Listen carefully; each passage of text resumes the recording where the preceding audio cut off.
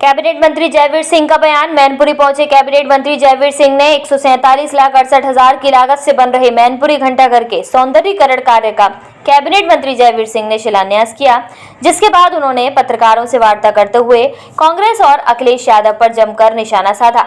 सुप्रिया श्रीनेत ने बोला कि राहुल गांधी बिना किसी डर के बिहार के लोगों से हाथ मिला रहे हैं। सवाल है कि आखिर बिहार के लोगों से कैसा डर? क्या बिहारियों को असभ्य और जंगली समझा जा रहा है? जिस पर बोले जयवीर सिंह।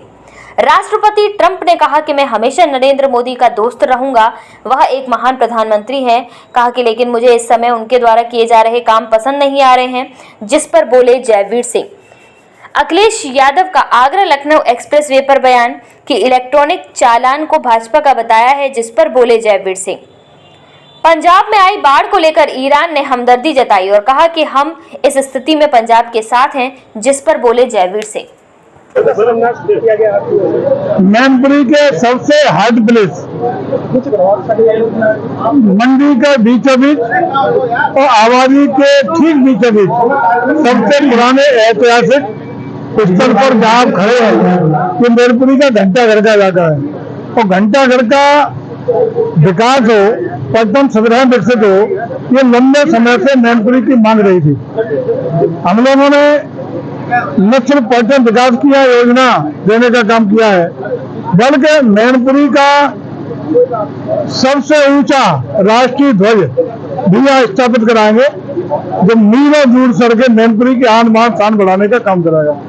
और यहाँ जो पर्यटन सुविधाएं विकसित होंगी, उससे यहाँ के आसपास के रहने वाले, यहाँ के पे श्रद्धा भाव रखने वाले सभी लोगों के लिए इस तरह का डेस्टिनेशन डेवलप हो जाएगा कि लोग सुबह शाम बैठ करके यहाँ बुजुर्ग युवा अपने स्वास्थ्य के लिए भी लाभान्वित हो, यहाँ पौराणिक जो उसका महत्व है उसके प्रति भी जागरूक हो।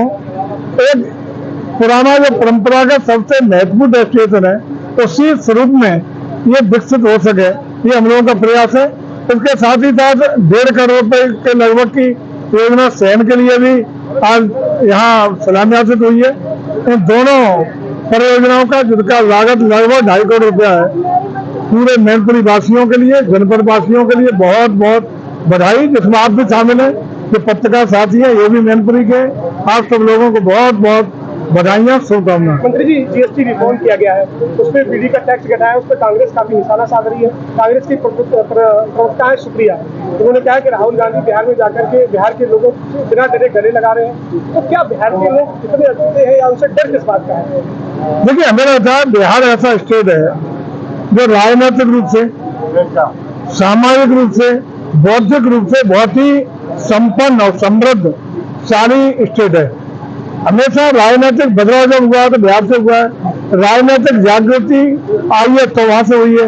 आप देखते हो बिहार की जो यूनिवर्सिटी थी, जिनका इतिहास हम लोग पढ़ते हैं, जिनको नष्ट भ्रष्ट करके जलाने का काम हुआ मुगल शासनकाल में, वो भी बिहार की नालंदा की यूनिवर्सिटी थी।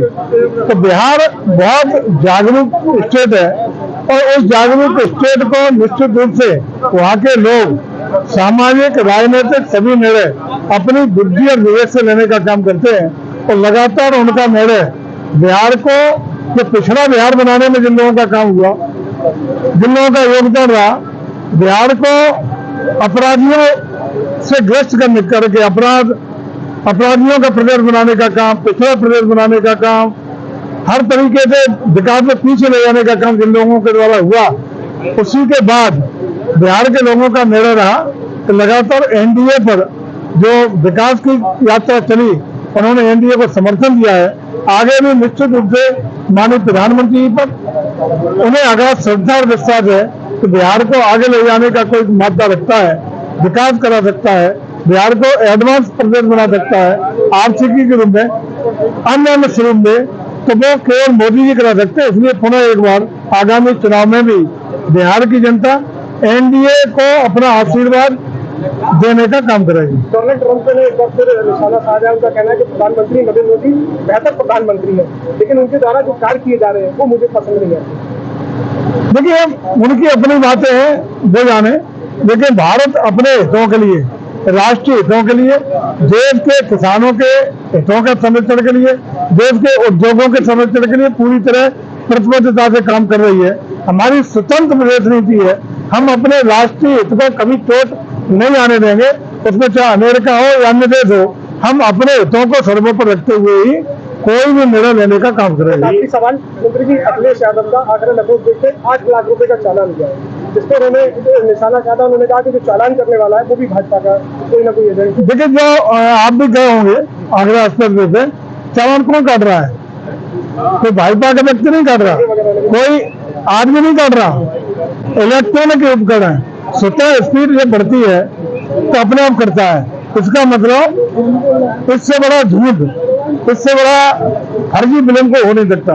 और जब इलेक्ट्रॉनिक उपकरण भी गड़बड़ी कर रहे हैं तो अखिलेश यादव जी को तो अपने बारे में और प्रदेश में चिंता करनी पड़ेगी। ये तो ऐसी चीज है जिसका किसी का बस ही नहीं है।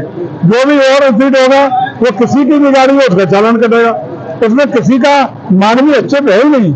वहां भी यदि सपा और भाजपा खो जाएंगे तो मैं समझता हूँ कि आप उनकी सोच का, उनकी कार्यशैली का, उनकी जो अपने अंदर से जो चीज है उसका अंदाजा आप लगा सकते हैं।